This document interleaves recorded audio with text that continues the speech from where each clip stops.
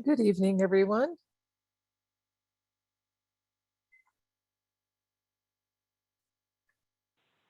Hello.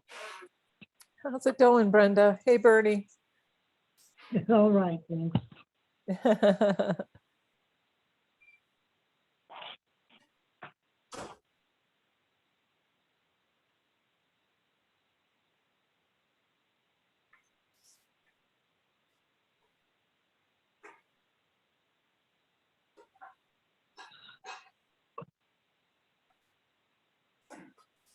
Did you guys do your homework?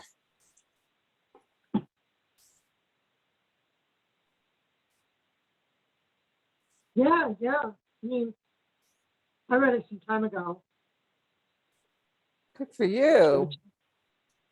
You get a gold star. Kind of dry that first chapter.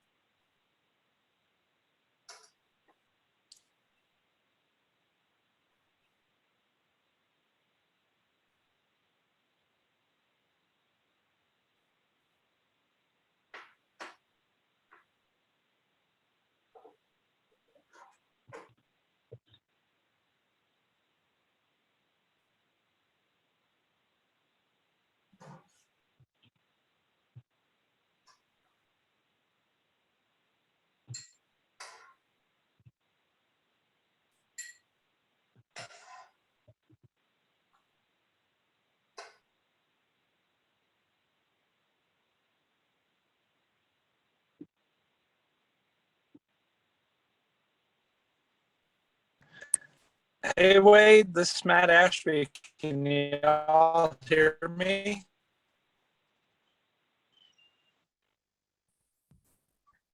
I can hear you, Matt. Okay, good deal.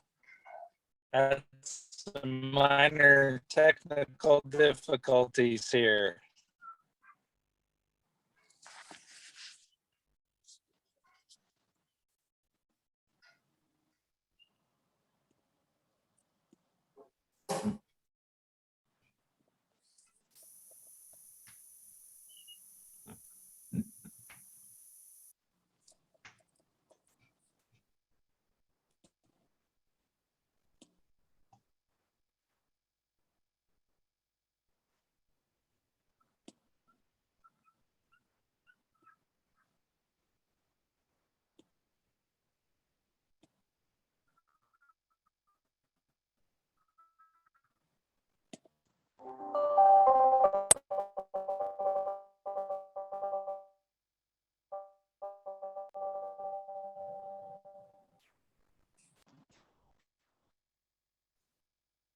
I feel like I did that there. I turned off my mute and all of a sudden there was like loud noises going on. I don't know if anybody else got that same thing. Just me.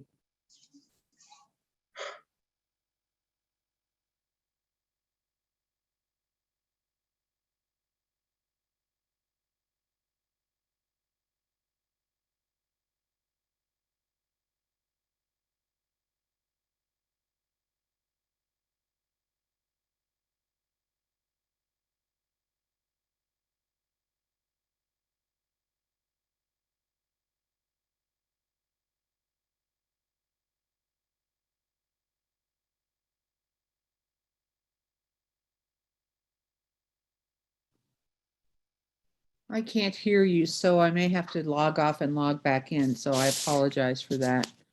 I don't think anybody was talking. Michelle, can you hear Oh. me? Now I can. Yes. Okay, great. Thank you. I think we were just all being quiet. Okay.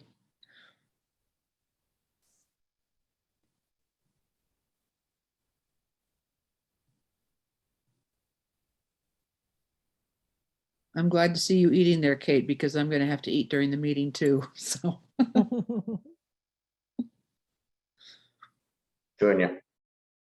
yeah, there you go.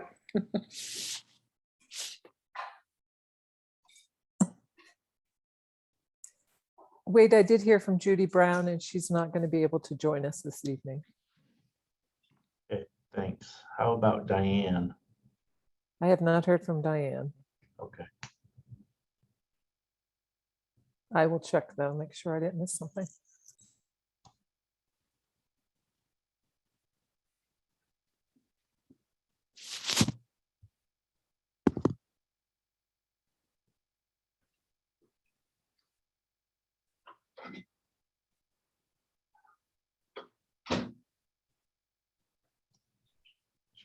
She just came in, Nancy. Thank you. So hi everybody, how is everybody tonight? Ready for the meeting? Sure. Ready, let's go. So I wanted to start out tonight. I think we have a few people joining us tonight that were not able to make it the first night 2 weeks ago. So I wanted to put them on the spot right away, if you will, and just give a quick introduction. I will start with Diane. Diane, you missed last meeting, so if you just give us a introduction, and that'd be great. Just who I am. Yep.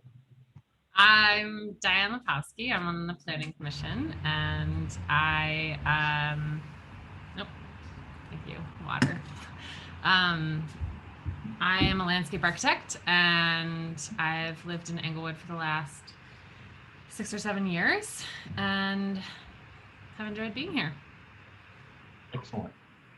Thank you. And we'll all get to know each other better as we get further into this, but just wanted to make sure everybody got a chance to introduce. We also have on the call tonight Dugan Colmer. Dugan, you just give a brief introduction. Sure. My name is Dugan Colmer, and I am the Deputy City Attorney for Englewood, and I've been here for about 20+7 years, something like that. So here I am. Thank you. And I believe the other one that is for joining us for the first time this evening is Matt Ashby from our consulting team. So Matt, you want to give us a brief introduction? Yeah, sure.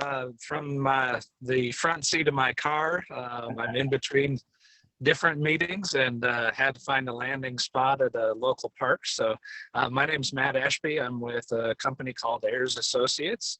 And as part of the consulting team, my role is to really help you all to navigate the questions that you have, make sure that we've got good learning opportunities to explore any topics deeper that you're interested in finding out more information about, and really just kind of managing the big picture of the overall code approval, so that Chris and Graham from Gould Evans are able to kind of manage the details, and that we keep everything moving forward. So happy to be here with you guys, and look forward to the process.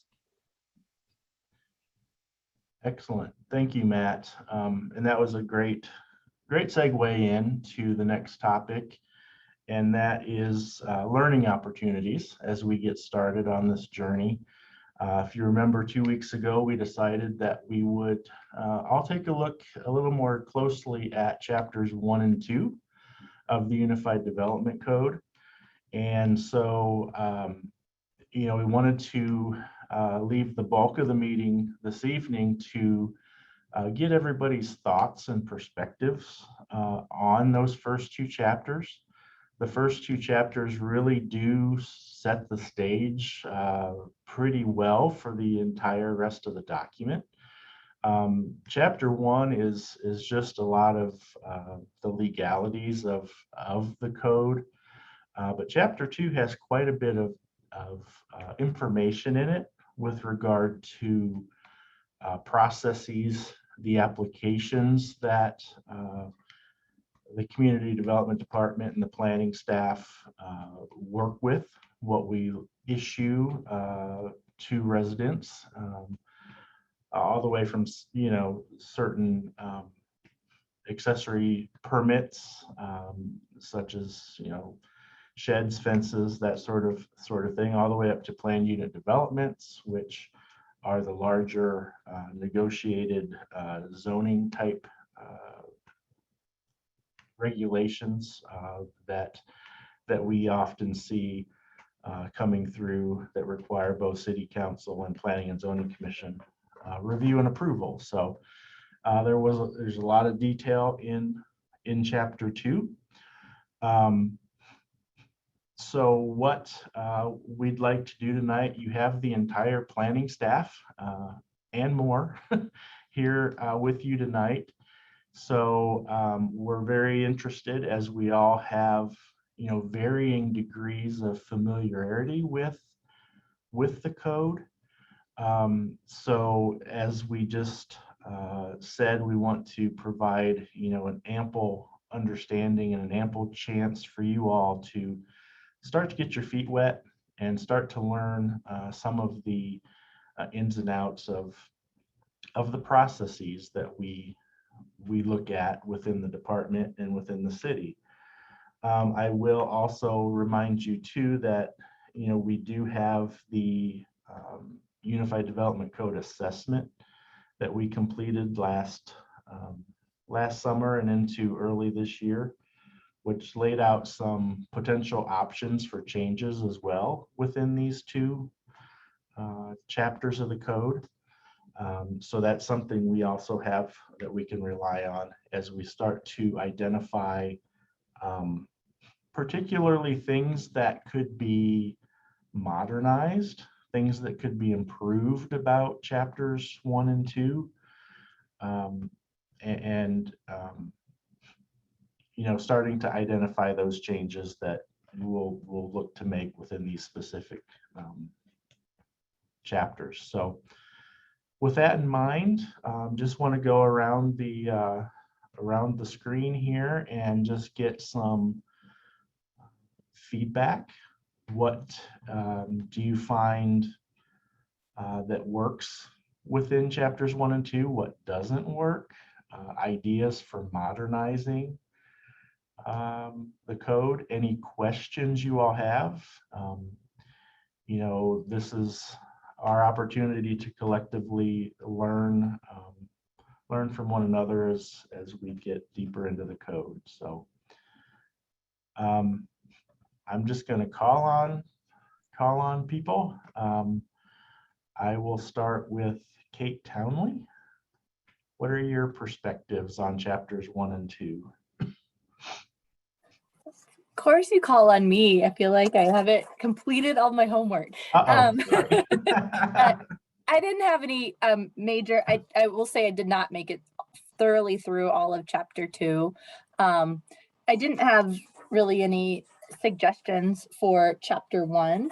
And then some of the things, I guess I should have made a list of my things for chapter 2, but a lot of them just seem to be kind of smaller kind of edits and things like that.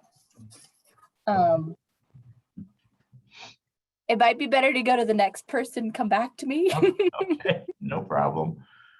How about Suzanne? Okay. Any comments, questions on those two chapters? No, I mean, I looked through it. I found it informational. I don't have any questions. I don't have anything to contribute at this point in the meeting. Okay. Do you all think it might be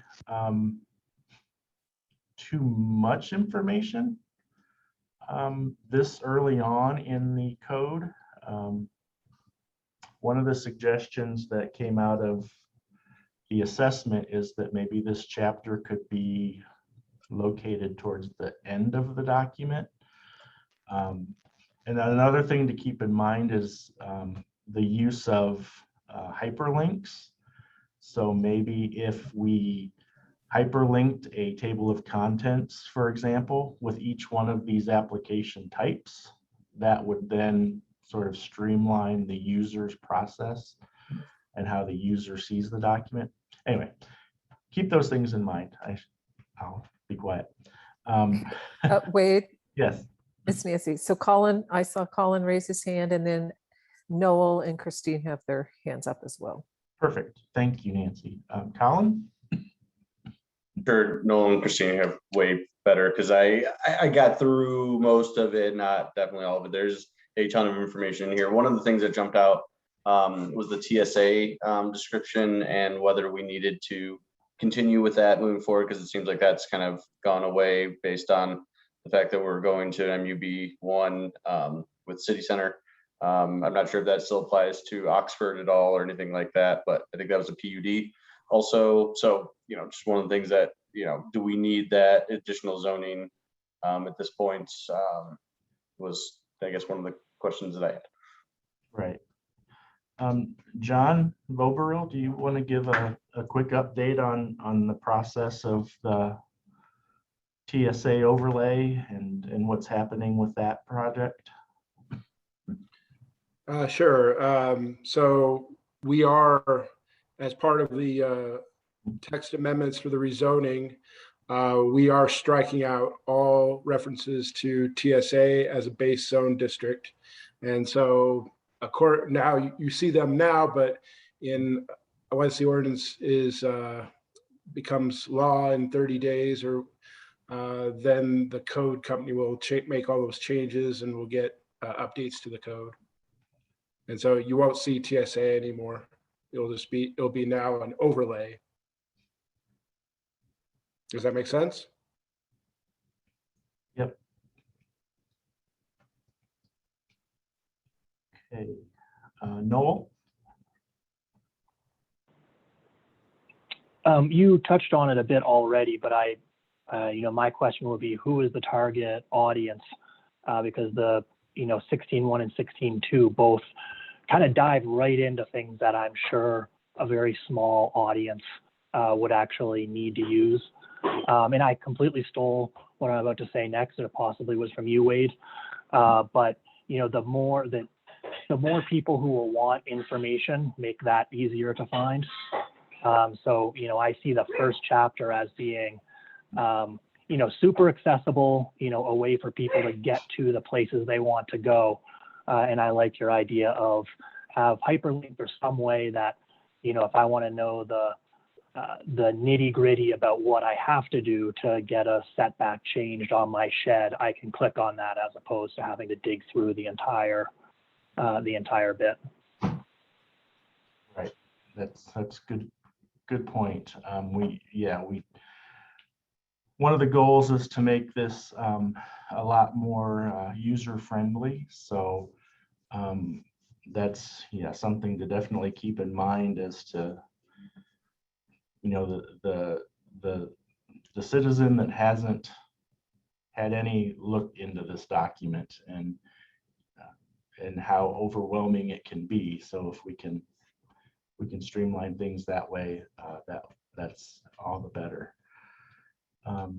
Christine, how are you?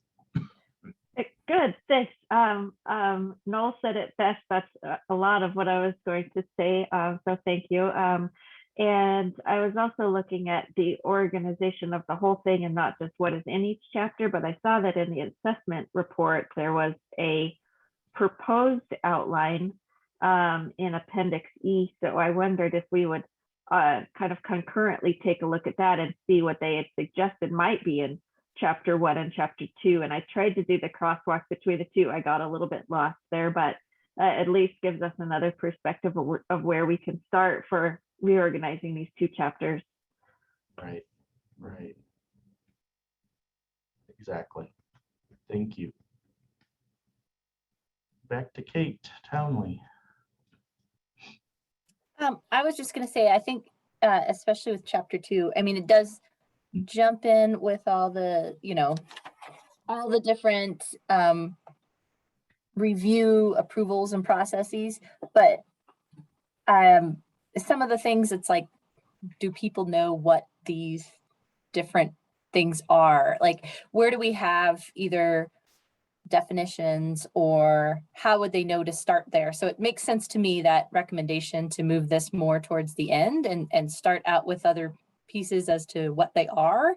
And then how do you go through the processes or needed approvals for site development review or whatever it is. Right, right. And let me real quickly show you an example here. Let's share the screen.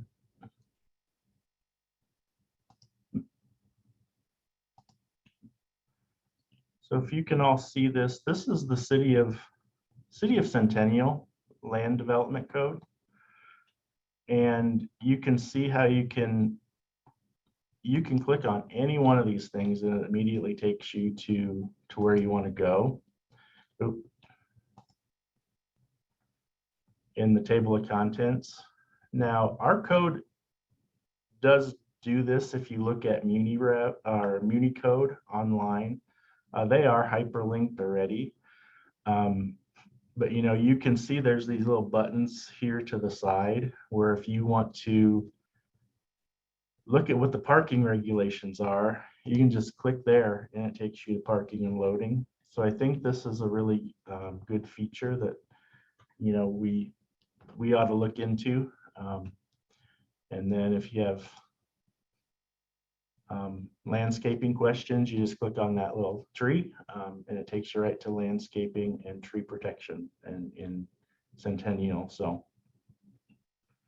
if we can sort of start thinking about that sort of organization, I think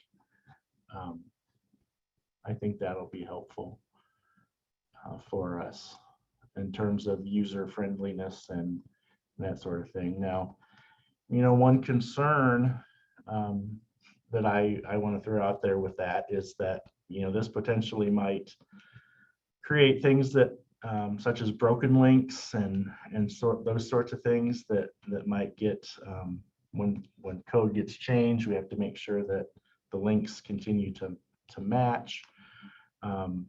So anyway, just maybe one of the downfalls to something like that.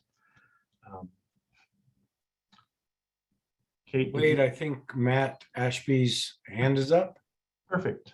Matt. Sorry. Actually, Brenda's first. Oh, sorry. Brenda. So it goes Brenda, Matt, Colin. Oh, okay. Can you hear me? Yep. Okay, good. Hey, full disclosure to everybody, I have applied for a short-term rental. That is to convert my garage to an ADU. Now, I'm only telling you that because I've been looking at this a lot. And what I did, I didn't refer to the book. I went online, and one of the things that really helped me at least figure out what I needed to do was a keyword search. Okay.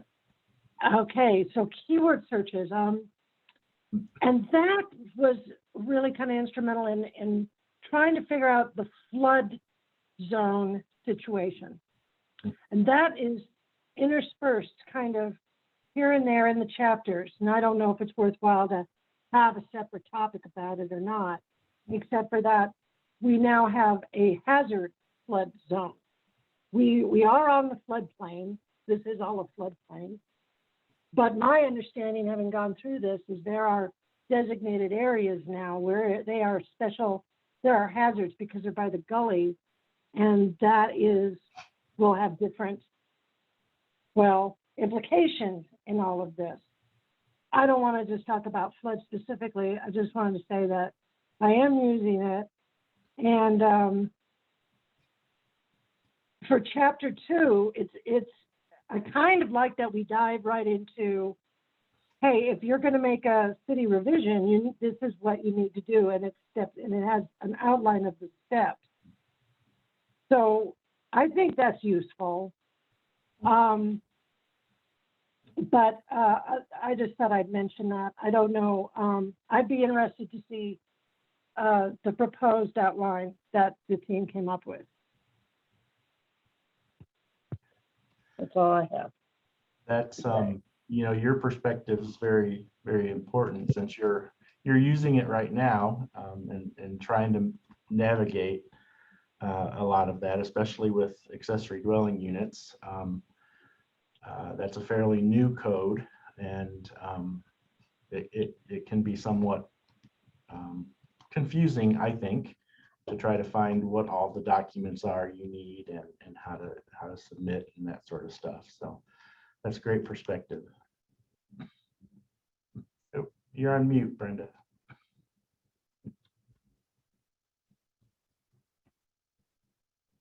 I don't know if we've lost Matt or not, because he was up next. There he is. There he is.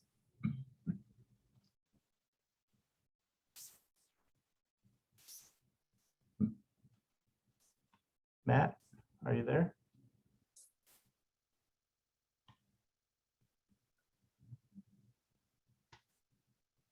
Perhaps he's trying to rejoin. Colin and then Kate Townley have a question, and then Noel.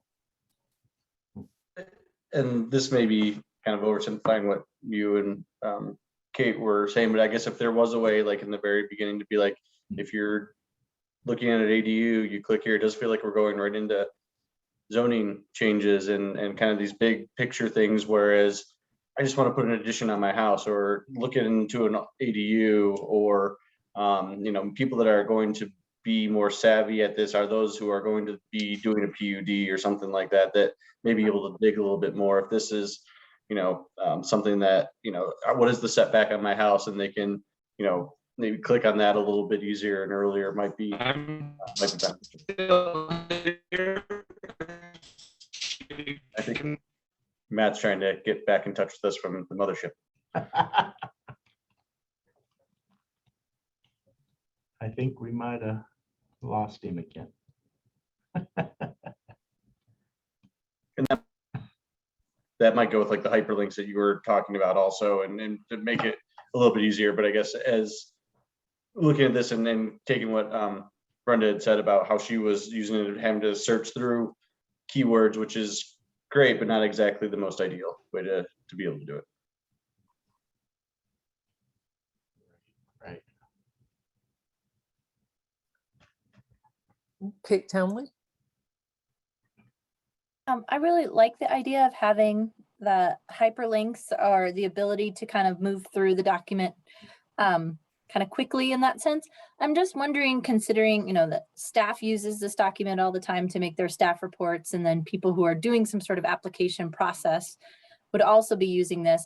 Is there some way to look at the application process and how you could either organize that or the hyperlinks so they speak to each other well? So that way, as you're going through the application process and the pieces that you need to fill out are organized in a way that makes sense with the code. So you're not having to dig through it. Right. So you're not flipping from one section to the next when it references other requirements and codes and that sort of thing. Is that part of what you mean? Yeah. And by considering, how staff reports are developed, and also what the actual, I've never filled out an application for any of the things in here. So are there steps within that application that somehow would make sense in terms of how to either organize the links or organize what's in the code? Absolutely. Noel.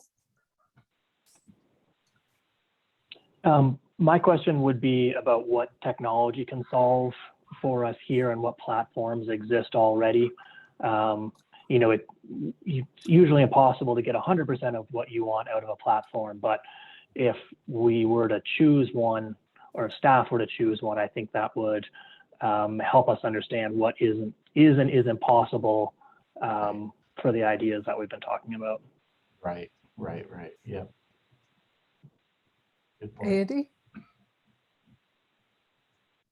I was just going to echo what I heard already about the reorganization possibilities. I think getting a lot of the zone district information up front and also trying to get as much of that together as possible so that you're not necessarily flipping back and forth between the use table and the dimensional standards and that kind of thing, because oftentimes I think people are looking at this to find their district and what they can do in that district.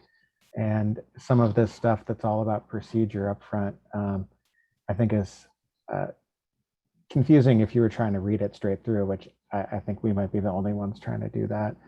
I think also moving the PUD information as in that appendix that was mentioned, Appendix E, the proposed outline, moving that PUD information in with the rest of the district list also would be really helpful. I know that they're all unique, but I think that's where people would intuitively go to because they see it on the map. Right. You know, the list in chapter 2 is not a comprehensive list. So there are other things here that we do and permits we issue that are not in chapter 2. For example, sign permits, there's nothing on signs. There's not much on, if somebody wants to pay a landscape fee in lieu of actually installing, there's a lot of information that's here, but then yet again, there's a lot of information that's not here.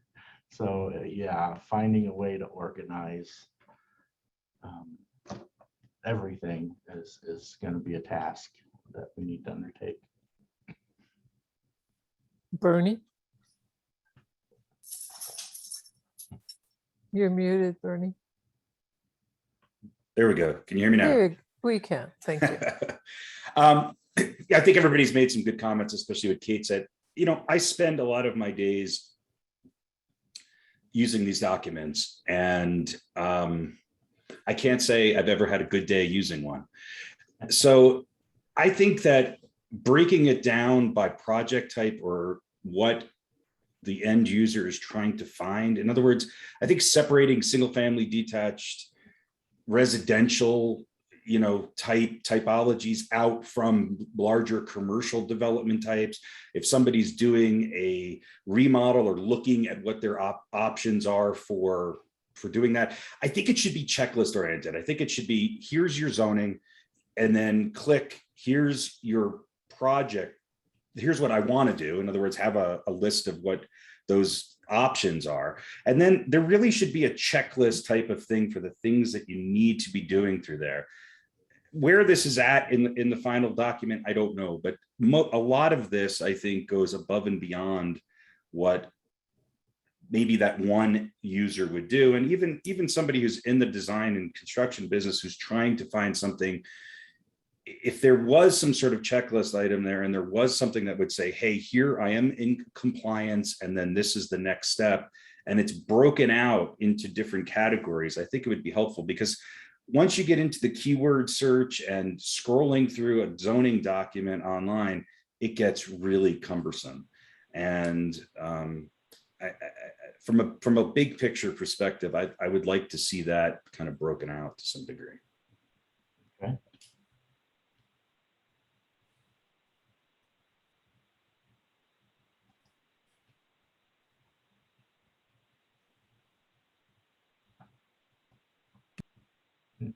Nancy, who's next? Well, Michelle just popped up, so there wasn't anybody for a second, but Michelle and then Colin. Yes, yeah. Well, I would kind of second what Bernie was saying. I think that a checklist sort of thing, it doesn't necessarily need to be in the per se in this book or code, but a checklist that you can go down that's sort of a part of what I think we're talking about is a frequently asked questions kind of thing. I want to build an ADU, frequently asked questions about that. And then there's a checklist where you could say, okay, this is step 1. You have to fill out this form, step 2, and you can just check that off. Like I said, I don't think it needs to necessarily be in this book or inside the code, but if it's available on the website, I think that'd be very helpful for people. Something like an appendix. Right. If you will. Okay. Colin?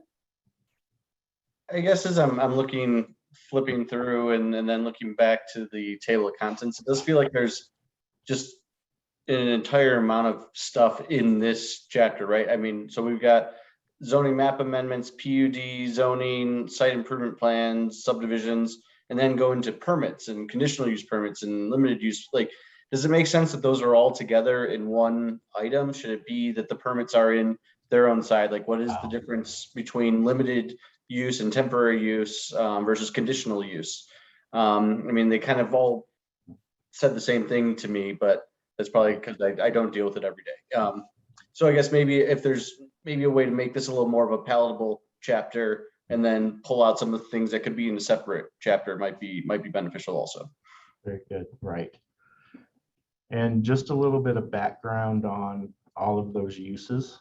From the staff's perspective, we are going to make the recommendation that limited uses be eliminated. And those uses that are listed as a limited use, for example, a lot of the automobile uses along Broadway are limited uses. We want to make a decision as to what uses can be considered a by right use and what uses then are considered conditional uses. So this limited use category is an administrative approval process where staff goes in and they can set certain conditions on potential negative impacts of the use, such as land. We might want to increase the landscaping to buffer from residential use or something like that. So we would like to get out of that business and either make them a by right use or a conditional use and go that route. So that's just a little bit of background. There are no other hands at this time, but Mr. Ashby has rejoined us. Oh, Brooke Bell has a question. Hey. Matt is up. Hey, can you hear me okay? Yes, we can. Okay, good deal. Yeah, so a couple of good ideas here. One item with the checklist and kind of helping your everyday citizen to identify, kind of navigate the code. We've seen how-to handbooks or guides that identify maybe the top, maybe 6 or 7 different processes that your average homeowner participates in, and create kind of a guide as to how to use the code and kind of explains those. So that might be something for us to look into and maybe share with you at a future meeting as far as those examples. The other question that I would have for you in looking at the Lone Tree code, I think the one thing that jumps out to me is that they've used different fonts and bold text and color to really help arrange that overall code and kind of make it more readable. And so I'd be curious if even some of those simple techniques would be helpful in your eyes to making the code a little bit easier to read and use.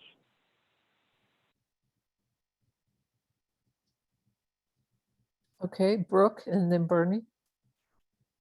Hey everybody, I'm Brooke. I'm a planner in the Community Development Department. And I was just listening to the conversation, which I think has been great. I think I just kind of want to talk about, it seems like we're talking about, sort of 3 topics. And one of them is sort of processes and the ease of use of the code. So if I want to do something, put a shed in my yard, do an addition, if I want to build a multifamily building, what is the easiest way for me to find that information? And that's very important, and that's going to be certainly part of our discussion. And along with that is kind of comes what is the order of the document, what kind of outline. There was a suggested outline in the Logan Simpson report, and that we may or may not follow that, but that is kind of in that same vein. But the other part of it is, and I think Wade touched on a little bit, our one of our more difficult tasks is going to be what the code says. And at the end of the day, what's easy to find online or click with hyperlinks or find what we will be required to have in our library at the City of Englewood will be what is the code. And so there are probably not much in chapter 1, but certainly in chapter 2, there are some elements that are like, should these uses be limited uses or conditional uses? So there's also the substance and actual code, which is law, that which will be the more difficult part of our task. But I think at this first meeting, it's really good to be talking about sort of format, ease of use, processes. And I just wanted to highlight that at the end of the day, it is about modernizing and making the code easier to understand and use, but it's also about potentially substantive changes in, dimensional standards, things like that, potentially. So I just wanted to make that point, and that's all. Bernie? Bernie, you're muted again, sorry. I think to Brooke's point, that makes a lot of sense as far as, getting to that content and what the changes are going to be. I think the importance on the graphics is really important. If we can cut through the just text that should have, the word that comes to my mind is a roadmap. How can we have a roadmap for each project to show what's going on and to include everything in one area that you need for that, not just from a submittal or a compliance standard, but what is next? What gets you to the end and beyond is, I think, really important. The discussion about what is the content of the code and what those changes are, I think we'll get to that. But I think there has to be a roadmap. And then, Wade mentioned some things that were sort of conditional approvals and or trade.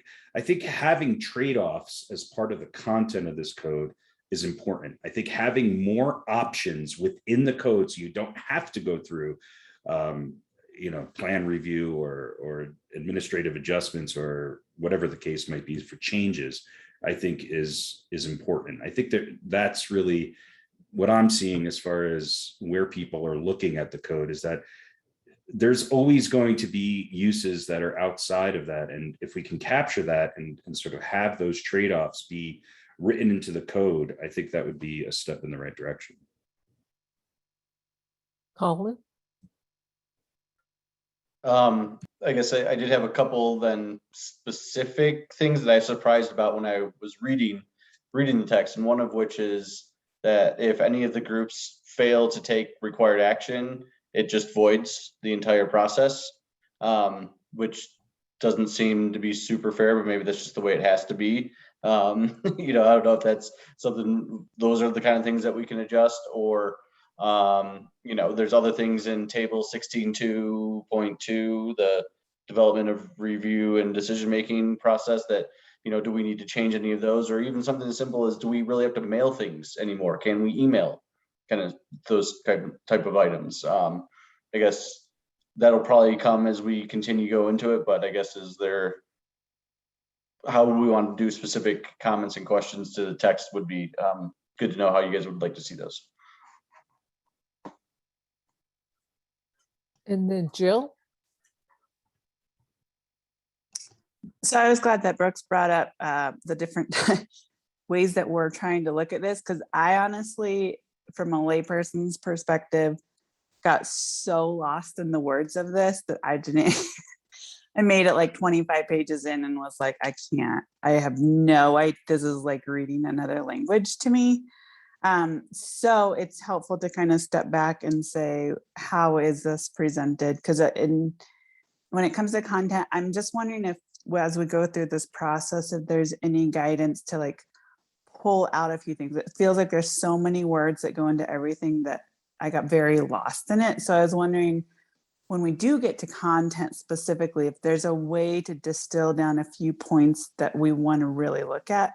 And when it comes to how this information is presented, I just think that there needs to be some, if it's a searchable, like hyperlinks, okay, we want to know about this, go here, other than being a 300-page document that, yeah, and from a layperson's perspective, it's not understandable information. So that's my feedback for the moment.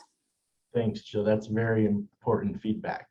That's kind of what we're gonna rely on as what will make that a little easier for people to navigate through. But yes, thank you. That's very valuable.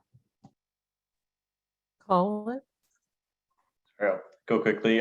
Maybe that's why Dugan's on here now and this time, because we would get in trouble if not, but I'm sure there has to be some of that legalese, but maybe could there be an introduction to each one of these that is in normal people languages? I mean, even I'm in the field, generally speaking, I didn't get 90%, or maybe I just glazed over or whatever it is. So, I mean, Jill's point is well taken. Like if there was a way to have some sort of either simple introduction to it too, might be something helpful for the individual sections. Kate Townley? I guess I wonder if there's a way to reduce the amount of words by somehow consolidating a few of the different steps and then being able to distinguish what's the difference for each step based on whether you're doing a PUD or some other sort of base zone change, because it kind of is redundant, and there's the pre-application piece, the neighborhood meeting, the noticing, city review. So I feel like that gets repeated for all the different kinds of changes that you can make. And so is there a way to consolidate some of that, or note, okay, in this sort of change, you need some sort of slightly different noticing or some sort of slightly different review process, instead of repeating all of that over and over again? Yeah, and a good example of that is with the subdivisions. We have administrative, we have major, we have minor. And each time it goes into the submittal requirements for each one, and preliminary plat, final plat, we want to combine that process. So yeah, that's a good example and good comment to definitely try to combine some of that stuff. Michelle?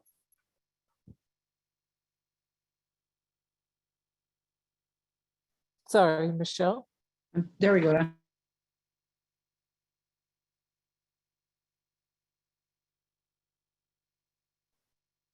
Michelle, you're muted. Okay, am I unmuted now? You are. Okay, I'm sorry. My mouse pad is doing cuckoo things for me. Wade, you kind of beat me to the punch on an example of that. I have another example, which is considerations for zoning variances. And it talks about the unique physical conditions, blah, blah, blah, shape, location, topography. And then just a couple paragraphs down about the side cone variances, it does the same thing. Existence of buildings, topography, vegetation, sign structures, that sort of stuff. And so if we can, as Kate mentioned, try to make it so that, in what you mentioned too, so that all these words can be boiled down and quit repeating things. I think that will make it much easier for the layperson to read. Yeah, agreed. Andy? I was just going to follow on that since I look at those criteria for zoning variances whenever we have a case on the Board of Appeals and Adjustment, like it's really hard to communicate what we're actually able to consider during a public hearing and whether it's to people testifying or what.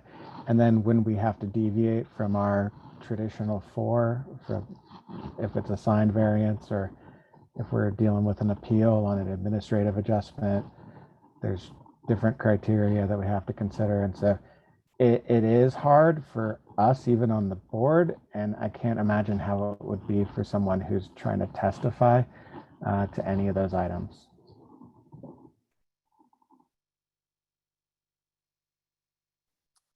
I don't see any other hands at this time.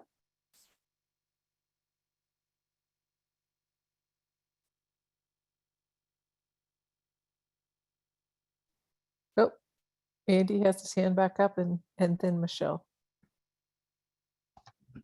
Okay, I guess it's Michelle. I was just going to go back to something that Matt said about different fonts and things like that to make the document more readable. And I would agree with that, but I also think there's some caution that needs to be had. Oftentimes when you have a document that has just a whole bunch of different fonts, it becomes even more unreadable.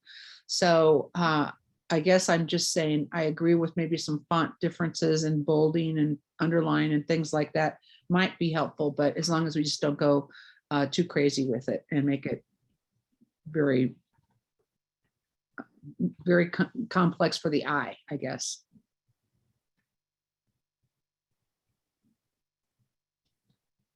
I don't see any other hands.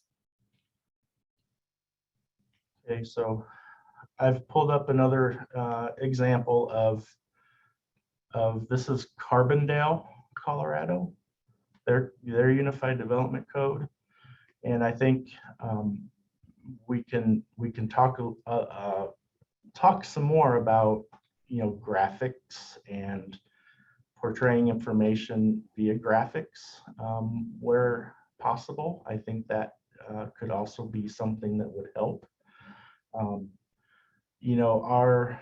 Our chapter 2 has those sort of flow chart graphics, which I think my own personal opinion here tends to often do more harm than good because it oversimplifies the actual process if you look at those flow charts. So here's kind of a summary of procedure for a variance. Might be a little easier to read through if it's presented in more of a visual instead of written text after text paragraph format. Again, summary of procedure for minor plat, same sort of thing. And they have that for each one of their applications as well. So something to also keep in mind. But then they also go into a lot of detail once they get to their descriptions of the zoning districts. Talking about, describing setbacks, and, you can describe bulk plane in this sort of fashion as well. So, using visuals instead of words is also another way we can, I think, improve how we present the information. So anyway, again, this is Carbondale. So if anybody wants to search on that code just to see an example of how other graphics are done, I think these are some really good examples of what things could look like per our regulations. So just wanted to throw that out as well. Brenda and then Diane have their hands up. Brenda, you're muted.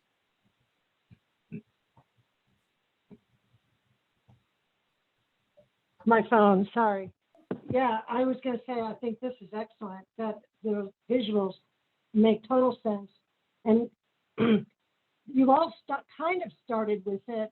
On our website, we have on the City of Englewood, there's a separate section that, since you just added ADUs, it says accessory dwelling unit, ADU, steps and processes. So kind of like everyone's been talking about, taking a project and having its own informational, say, you want to build a carport. Well, here's what you got to do. And here's the picture. Oh, and your carport has to go to this setback. And there's a picture. What is a setback? And this is really pretty well done, this additional ADU steps and processes, because then it does have exactly what you're talking about. It has these little boxes that show exactly the steps that you need to go through. And it says, then there's a meeting. So, I mean, that outline, and it's not too wordy. It's not like the code where I have to go consult a lawyer. Going on.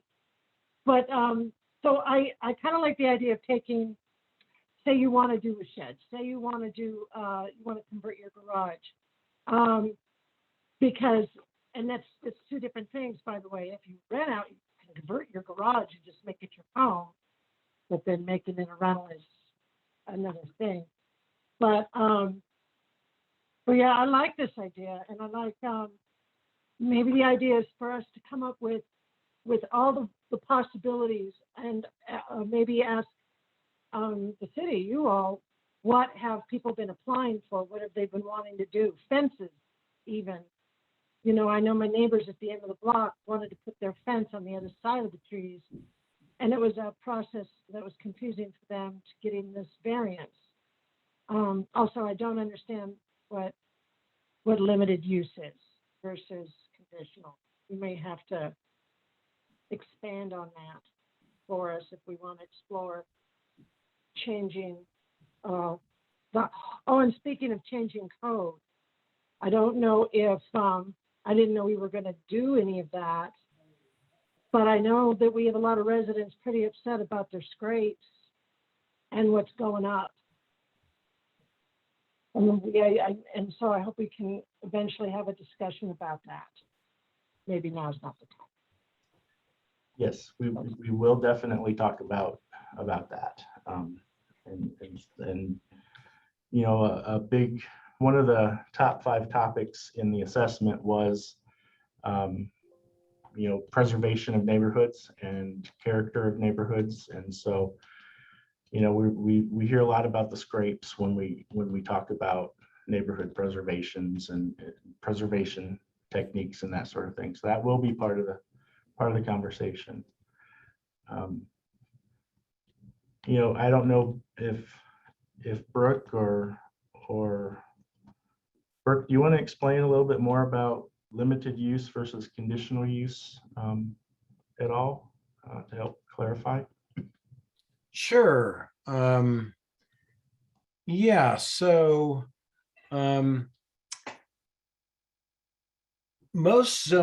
zoning codes typically have permitted uses, which are use by right. And then in our zoning code has these as well.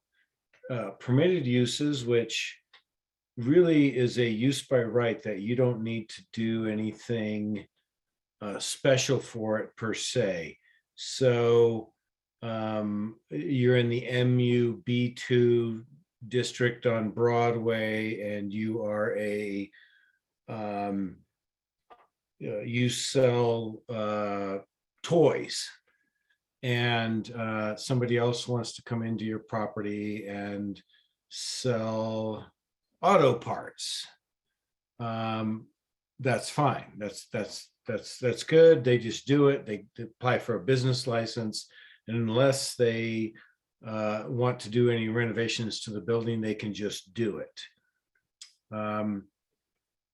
Then there are obviously not permitted uses, which you just cannot do. So for instance, on Broadway, you could not have a car salvage yard. And then there are also conditional uses, which are require the review of not only staff, but also go to the Planning and Zoning Commission. And the Planning and Zoning Commission will hear a case that's a conditional use, and they can put conditions on that use. So for instance, a small brewery on Broadway would be a conditional use, like a kind of a craft brewery where you could actually have a small brewery on Broadway and a tasting room associated with that. And the Planning and Zoning Commission would review, well, what is your production like? Are there any environmental factors associated with it? Is it going to smell like, being next to the Coors plant in Golden? No, it's not. But is there anything we need to do to mitigate this? And the Planning and Zoning Commission could put conditions on that, and that can carry on with the property. And that is very typical in zoning. We, the city of Englewood, in the last code rewrite in 2004, introduced another category called limited uses. And those are uses by which might, they're not permitted, they need staff review, and staff might put conditions on them, but that's the only level of review, is a staff level of review, which can sometimes become a little bit difficult because it could seem arbitrary.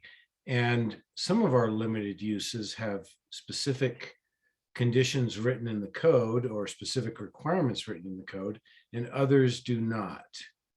And so one of the thoughts was, I don't think our limited uses over the last 15 years, I don't think it's gone as well as it perhaps could have.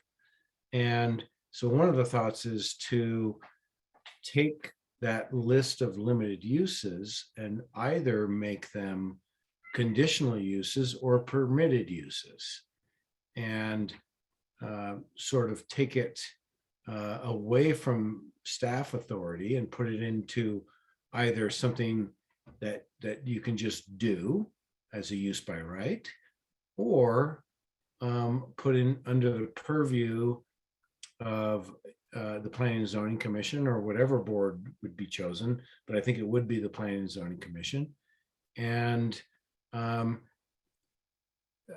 that be a little bit more, have a little bit more teeth behind that. So that was one of the thoughts. Did I answer that okay, Wade? Or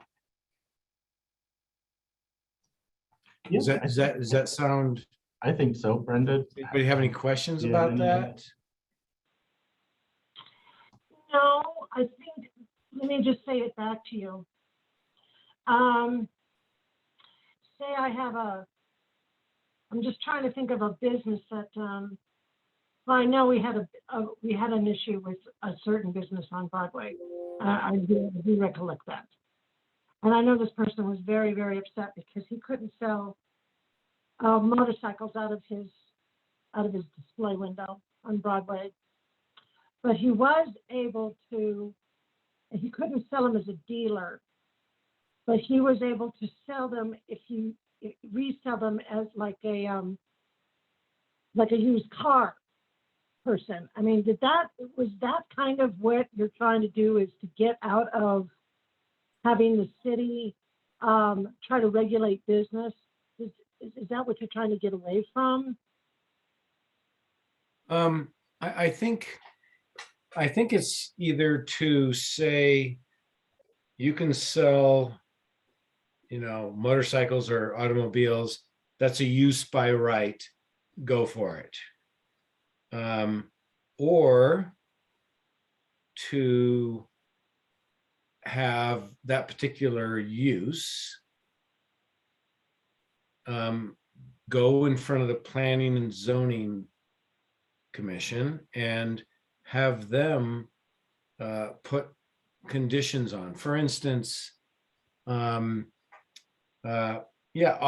sales are a limited use, and they have some conditions that are in the code already, but they are also staff can put some conditions on, and it gives a level of uncertainty, and I think there's a lot of codes out there that don't have that in between. It's either allowed or it's conditional or it's not allowed, and the limited use can sometimes put staff in a difficult position, and also make applicants or business owners feel uncertain about their business and what they want to do.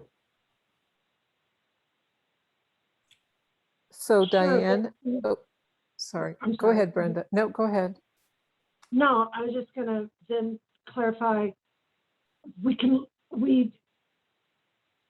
say somebody has a business that might have some toxic waste associated with it.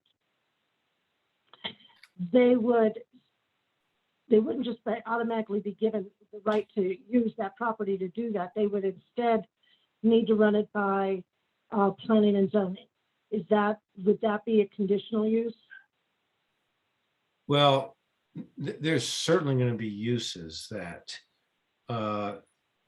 certainly when you're talking about toxic waste and things like that, there's going to be Oil. things that are just not allowed in the code to even be in the city. I mean, there are certain uses that you can't even go into any part of the city with in the city of Englewood. We're just too urban for that. But then there, those kinds of uses that are particularly a little bit more intense, you're going to have a lot of other state regulations, building code regulations, health department, fire, that are really going to come to the forefront as much or more than zoning. So no, I do not think something like toxic waste would necessarily all of a sudden be put in front of a planning and zoning commission with, quite frankly, people like us making decisions on those kinds of very important issues.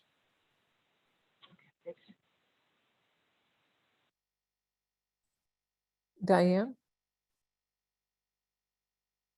Hi, can y'all hear me? Yes, Can you hear we me can. okay? Yes, we Yeah. can. I had several things. I wasn't even thinking of talking about the limited and conditional use element, but is that, I guess, the question I have is, are we asking this steering committee whether having a limited use should be eliminated as a category? Well, we as staff are proposing limited uses be eliminated. And those uses that are limited uses right now either be reclassified as a use by right or a conditional use. One example I can give is with home daycares. Right now, well, this might have changed in the past few years, but it used to be the Planning and Zoning Commission had to approve home daycares as a conditional use. And, Planning and Zoning Commission at the time started discussing, well, is this use really that impactful that we have to go through these public hearing processes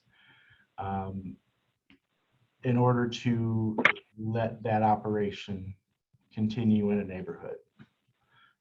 So, you know, that might be a use that we reclassify as a use by right. You know, limited use, you know, the best thing I can think of, because we see them frequently, are the used car lots along Broadway. They're all limited uses. They require yearly renewals.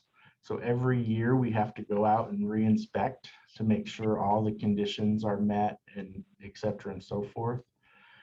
That in particular is one we would like to make conditional use, that the Planning and Zoning Commission hears those requests for new car lots, used car lots on Broadway, so that there's a little more teeth in terms of enforcement. So if Planning and Zoning sets a requirement that you know, their landscaping must be, you know, 5 trees per every 30 feet of frontage instead of 3 trees, you know, something like that. The Planning and Zoning Commission would then rule and approve that, and we would have an easier time enforcing that, being as it's a board and commission that's making that decision and not just staff. There's a lot of pushback with staff just making those requirements and conditions, and they generally don't get followed. So what we're going to ask is we look at each of those uses that are listed in the code currently with an L in the use table. And some things may be like daycares, not considered impactful enough to require additional approvals. And maybe something like a used car lot, we might want to have additional approvals to that use because of the potential negative impacts. You know, auto repair is another really good example. We have a lot along Broadway, and oftentimes we have vehicles that are parked in the alleys or on the street waiting for repairs. And, you know, that's something we have to right now regulate administratively, that we might not think is the best way to go about it at this time. So yeah. That makes a lot of sense, Wade. I really appreciate that explanation. Sure. I guess, sorry to go down my list. As far as the conversations that have happened so far on today's call, I was hearing a lot about the graphic hierarchy, the graphic presentation of the code, and inclusion of drawings, maybe as a separate idea from how the typography represents the information. I really also was drawn to the Carbondale kind of visual presentation of information. I think it spoke both to Michelle's concern, which I think is a real concern. Some jurisdictions I've seen go crazy with color and fonts, and you know, they completely lose the graphic hierarchy, and it's almost the opposite of the legalese, which you're like, I don't even know what to look at. But I do think the inclusion of drawings is really important, and I think helps people, especially lay people, but also designers, you know, sort of immediately see, oh, this is my section, oh, this is sort of where I'm looking, and I think we use them in tandem. But it actually brought up a question to me, which would be, in construction documentation, you know, as a landscape architect, we do drawings and we do specifications. And in some ways, this seems like a similar idea. We'll have words and we'll have drawings. Is there in a zoning code a hierarchy designated to one or the other, like specifications or the words take precedence over any discrepancy with the drawings, or so on? I suppose that's a Dugan question.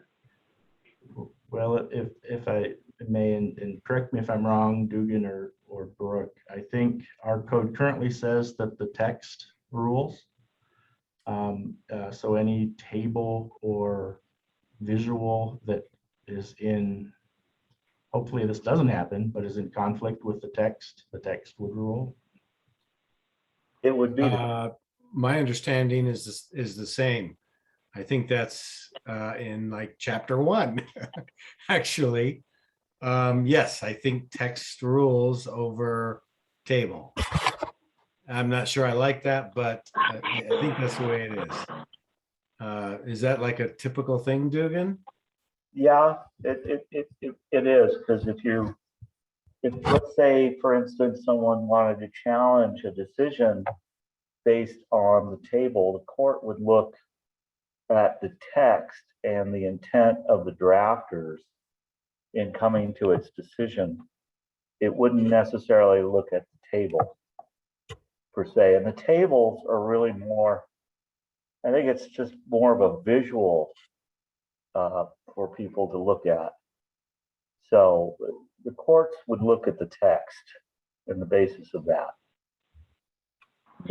Yeah, that was my understanding as well. And I think that to me says I think we absolutely should include graphics for clarity and tables,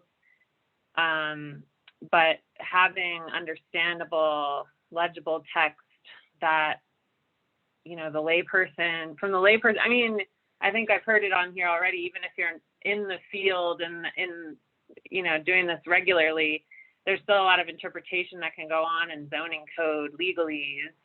And so the clearer and more simply we can state things, the better. And then maybe it's just having the kind of typographic hierarchy as well as the hyperlinks. I love hyperlinks. Will help with that. This is a total toss out idea. I am curious if there is a way to correlate some of the information or maybe the hierarchy of how the information is presented to like a specification. I mean, in master spec, you have the kind of general division, and then you have the different elements that you're installing, and those sections are divided by, like the general information with your definitions, and then you have your products, and then you have how you execute it. I just toss that out as an idea of a kind of standardized way that at least design professionals and construction professionals and developers might be looking at information. I don't know if that makes it too muddy or not, but I just toss that out as an idea. Okay. And Bernie, sorry, Brooke, were you going to respond? I'm a landscape architect also, and so I used to build parks and put together spec books and plans for those. And I think a spec book is very similar to code. It's written in some similar ways. But I think your discussion on what is in the code, how can we make it understandable? We know it's law, and it does typically, our state statutes typically don't have a lot of drawings in them, but we sort of need to have both. And I think we can have our code and our zoning code, and at the same time be very cognizant of how important these drawings are in illustrating concepts and simplifying it and making it so people don't necessarily, and having hyperlinks so people don't necessarily have to look through all that verbiage, or statutes or code. But so I think a spec book would be sort of another layer that I think the code is kind of a spec book with a lot of shells and but we need to do both. And I do think we can bridge the divide between drawings and our code. I mean, it's pretty easy to have in a table or in written code, you got a 5-foot setback on the sides, 25 in front, 20 in the rear. This is what the bulk plane looks like. And you can describe that and have those two things be exactly the same, not unlike a set of construction drawings matches up with the spec book as we would all like it to be. Anyways, that's my only comment. Bernie? Well, I think Brooke beat me to the punch, and I think this is a good conversation of how graphics, drawings, and text and definitions all need to be working together. So, you know, there's lovely drawings and graphics that have been added to a lot of new zoning codes. I think this is an opportunity to not only have that layer to help people understand exactly what the intent of the code is, but to also go that next time to have all of that information there. So if you're looking at a graphic, a drawing that's showing, let's say, setbacks, then that setback should, if there's a hyperlink or some other information that needs to be there, you shouldn't have to go to definitions in chapter 27 to go find out what that is. And to Brooke's point, I think the next layer of that would also be to show a graphic of how the preferred way of showing it, dimensioning it, should be done. So in other words, if the dimension for a setback is to the finished construction of the wall, then that should be what's indicative of that section. That should be defined and shown in that. And the definition of how that's calculated and what the legal, you know, review of that piece of information should be there. So I think this is a good opportunity to do that. I find, and I haven't looked at you know, I'm looking at most of the codes in the Front Range area here. I find that the graphics don't always represent what's in reality. And I find that they're sometimes misleading as to the simplicity of what those standards are. So if we can take that next level and start to dial that in a little bit more, I think it would be helpful. From a layperson's perspective, from a professional's perspective, and from the plan reviewer's perspective. The other comment I have here is I think the more we can get into a use by right with conditions based on past examples and case studies and have that in the code, I think the better off we are as a community. That's all I see for hands at the moment. Okay, I'm gonna check in with Matt Ashby to see if is he still online? To see if he has any comments or observations so far with what we're saying. I believe he has called in. Matt, can you unmute? No. While we're waiting for Matt, Andy Taylor has his hand up. I guess I have a question for staff about lapsing periods in chapter 2 and whether it seems like we have a lot of different periods here on lapsing periods, depending on what it is that's getting approved. And are those sufficient, or are people running up against and past some of those?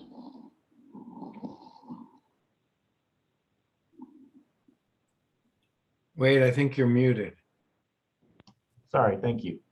Yeah, Andy, you're very familiar with the lapsing periods for BOA approvals. We often ran into time frame issues with that, so we have upped that at this point. One thing is we want to be as consistent as we can, so I do think looking at the various different lapsing periods is something to consider. One other thing you'll notice in there is that lapsing periods for planned unit developments, there is none.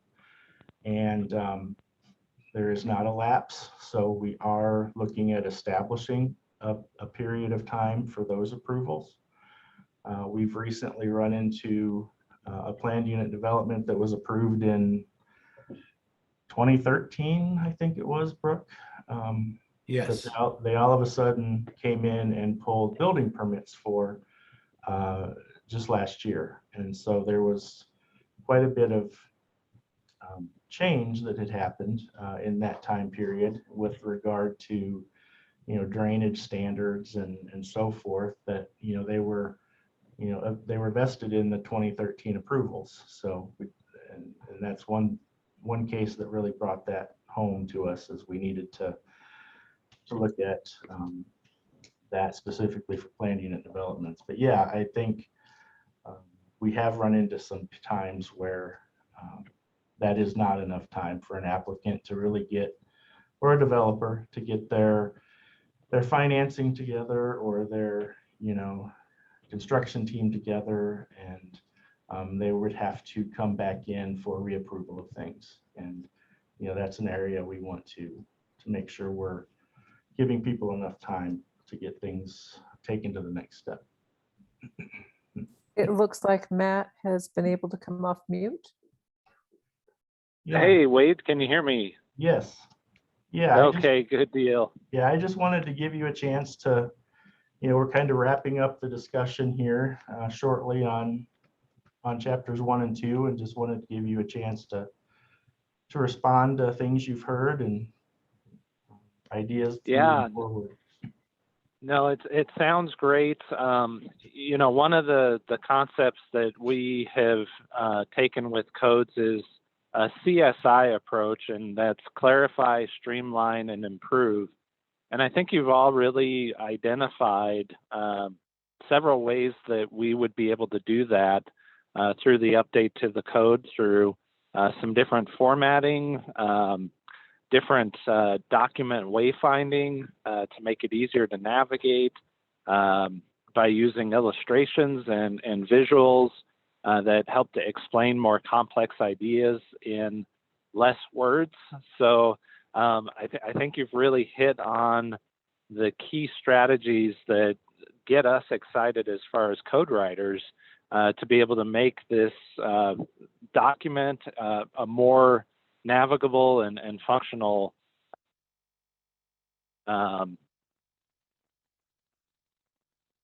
it's great ideas because that tells us that we're on the right track to get you a great product. Kate Townley has her hand up.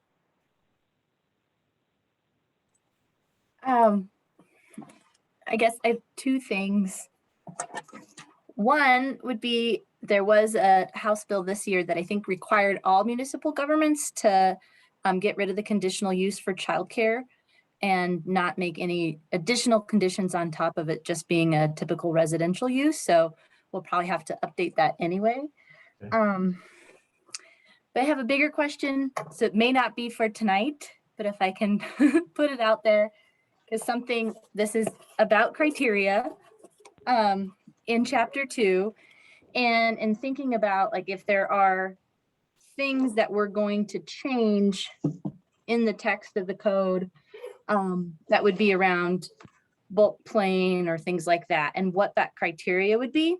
And so I find it somewhat confusing. Maybe someone can help me with this, but that they have 2 criteria that we would need to, we need to meet one of at least 2 criteria that are currently in the code. One is whether it's just like some sort of error, grammatical error, something like that would need to be updated. And the other is that there are events, trends, or facts evident after the adoption of the text of this title have changed the character or condition of the community so as to make the proposed amendment inconsistent with the comprehensive plan, and the amendment is necessary to promote the public health, safety, or welfare of the community. So what I find confusing about that is it says, so as to make the proposed amendment inconsistent with the comprehensive plan, and that there is an amendment necessary. So I didn't quite understand then what the difference is between a proposed amendment, or what the current versus the current code versus what might be new coming in. And then how do we balance that with what's in the comprehensive plan. Does that make sense? I don't know if anyone can clarify what's in that criteria. What is the proposed amendment versus, is the proposed amendment something new, or is the proposed amendment what's in the code right now?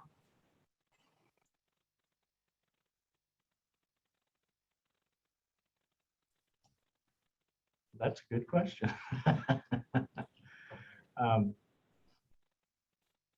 I think I would interpret that to mean what we would propose it to be changed to, not what's in the code.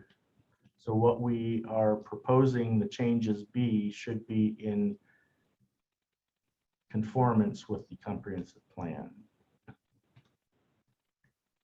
The way I read it, it says the proposed amendment would be inconsistent with the comprehensive plan.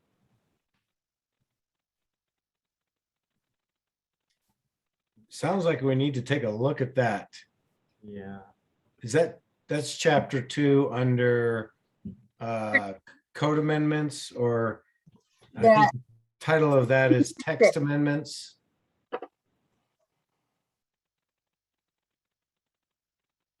Yeah. 1626F.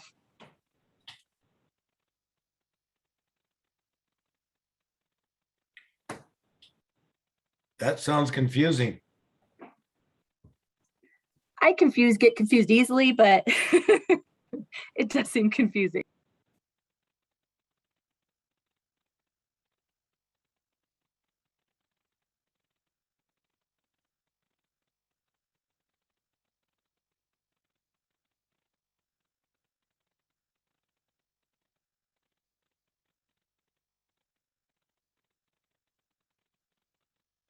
There were no other hands, Wade.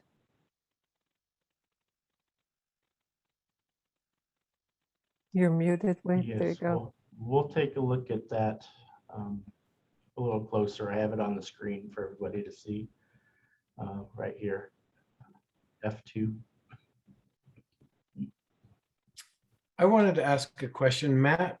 You said the CSI approach, clarify. What were the other 2 words?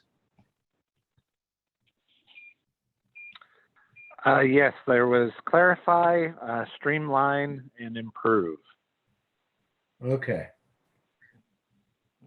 And so the clarification would be, well, the clarification would be, you know, things like addressing confusing topics and, you know, boiling down language into, you know, plain English that doesn't take a law degree to figure out. Simplify would be to really look at items where they're overly complex unnecessarily, and trying to really address the minimum of issues that you need to have a positive outcome. And then improvements would be things to address new changes or trends in community development that may not currently be represented effectively in your code. Thank you. That's great. Yeah, and Diane, ironically, CSI to me stands for Construction Specifications Institute, to your earlier point, but no, that's that. Thank you, Matt. Michelle? I just had a very quick question for either Wade or Kate.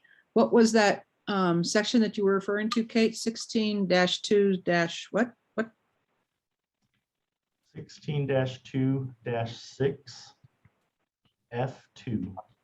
F2. Okay, great.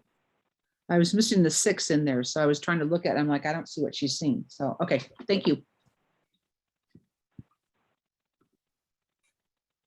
I don't see any more hands at this time. Brooke, excuse me, Wade, you're muted. Thank you. I think the conversation's been extremely beneficial tonight. It's a really good start, a lot of great ideas. I'm glad Matt was here to hear our conversation and take what we've said and start looking at how to implement some of these different criteria that we're looking at. I wanted to move on real quickly to community engagement. Oh, Colin, do you have a question? No worries. Yeah, I did just notice, and I didn't quite connect it. When you showed your screen, you went to the online version of the text, which didn't have the those process diagrams or whatever, the flow diagrams in there. And so at least I didn't see it in there. That might be, I think if there's different versions of this available in different places, that might be just something that we need to kind of assess altogether. And I'll be quiet. Okay. We will make sure. Yeah, the official code is what's here on, or the most up-to-date code is what's here on Unicode. So that's what we want to make sure we're all looking at in that version. I believe you all have the hard copy of this version. Is that right, Nancy? I don't remember. Yeah, we do. Yes, Yeah. that's Okay, correct. Great. So yeah, this is the official most up to date. Did it have the flow diagrams, or did I just not see that when? Yes, they are on here. They're smaller. So they're over here to the side. Are those the diagrams? I think I may have had the participants covering that. So yeah, gotcha. Okay. So just real quickly, and we'll wrap this up for this evening. I wanted to talk real quick about community engagement. On August 28th, we will be at Celebrate Englewood. It's a Saturday from 10 to 2, and we will have a booth there. I am going to be sharing a booth with Eric Sampson, our planner 2 in the department. I'll have a Code Next informational setup for that event. It's really going to just basically announce the project to the community and anybody interested, and I'll have information to steer them to Englewood Engaged. We talked about Englewood Engaged last meeting, and that's the project web page for this project. It's really the city's portal for all of our projects and all of our public projects going on. So not only is this Code Next project there, but you'll see a lot of different projects. There's a page about the Depot Park pollinator program, and you know, the Dartmouth Bridge project and the pedestrian bridge over Oxford. So there's a whole bunch of projects there to take a look at. But anyway, I just wanted to make that plug that if any of you are around from 10 to 2 that day, stop on by and just see what the event's all about and gather information about this project as well. We will be doing quarterly updates to City Council about Code Next. So the first update will be in November. And I will be asking for a couple of volunteers to attend that meeting with me from this group so that we can start putting faces in front of council to talk about the project and things like that. So when that gets closer, I'll keep reminding everybody and see who's available to attend that night. Our next meeting is going to be September 8th. It is a Wednesday.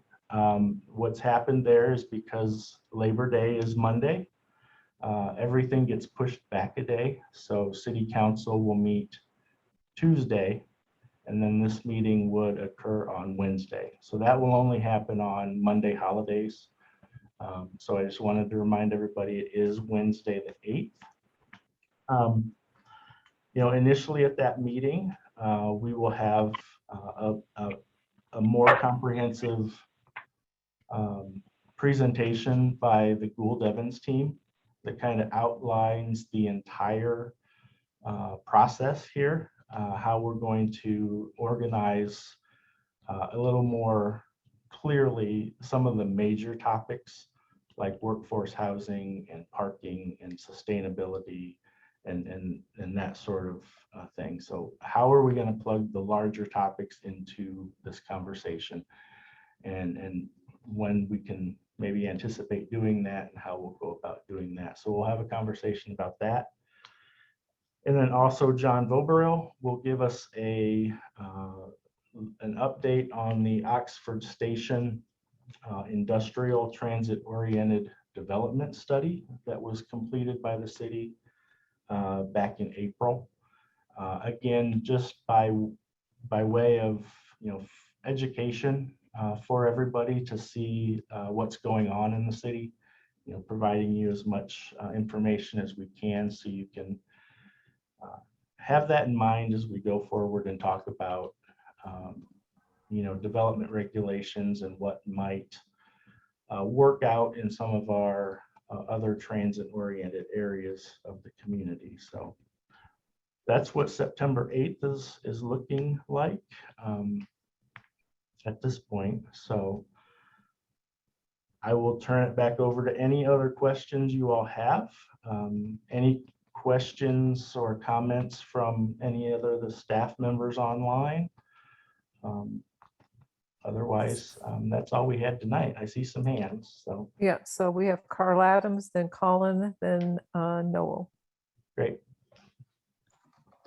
The August 28th meeting or the event, where is that? What is the location on that? It is. It's right outside the police department. 3600 South Elati.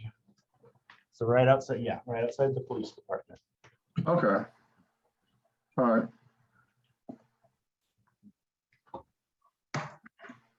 Noel? Is the term code next from anywhere in specific? Does it like break down to mean something? That is the term coined for just this overall process. We didn't want to continue to say Unified Development Code rewrite process. It's kind of wordy. So we coined the term Code Next as just meaning the entire project. Okay, so nothing shared with, for example, Austin's Code Next? Nothing shared, no. From 10 years ago? Okay, thanks. That's all I see. Okay. If nothing else, we appreciate very much tonight and the conversation, and we will see you, if not the 28th, on the 8th. Thank you, everybody. Thanks. Thank you. Thank you. Thank you.